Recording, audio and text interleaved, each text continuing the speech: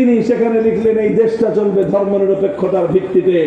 অথচ বাংলার মানুষ ধর্মনিরপেক্ষতার জন্য ইংরেজদের বিরুদ্ধে লড়াই করে নাই। বাংলার মানুষ 47 সালে ধর্মনিরপেক্ষতার জন্য দেশটাকে দিল্লির গোলামীর জিঞ্জির ছিন্ন করে আজাদ করে নাই। বাংলার মানুষ 71-এর মুক্তিযুদ্ধ ধর্মনিরপেক্ষতার জন্য করেন নাই। কিন্তু 72 সালে সেই ইসলাম বিরোধী কুফরি মতবাদ ধর্মনিরপেক্ষতা বাংলার মানুষের কাঁধে চাপিয়ে দেওয়া হলো। এরপরে 24 বছরের ইতিহাস বাংলার মানুষের সঙ্গে গাদ্দারির ইতিহাস। এরপরে 54 বছর ধরে এই ধর্মনিরপেক্ষ মতবাদের ভিত্তিতেই বাংলার মানুষের অধিকারকে দাবায় রাখবার চেষ্টা করা হয়েছে। ইসলাম প্রতিষ্ঠার আন্দোলন এবং সংগ্রামকে দাবায় রাখার চেষ্টা করা হয়েছে।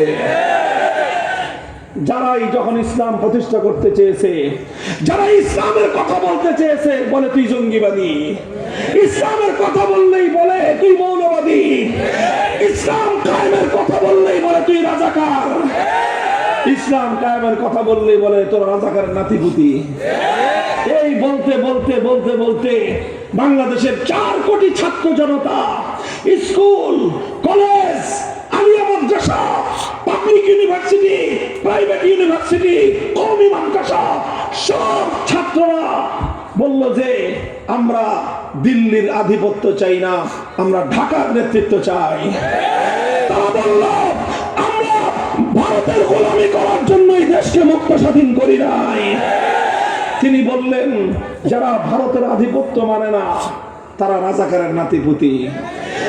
ছাত্ররা বলল অধিকার চাইলে যদি রাজাকার হতে হয়, দেশটাকে দিল্লির গোলামীর শেকল থেকে মুক্ত করার জন্য স্লোগান তুললেই যদি রাজাকার হতে হয়, প্রত্যেকটা শিক্ষাঙ্গনে আওয়াজ উঠলো তুমি কে আমি কে।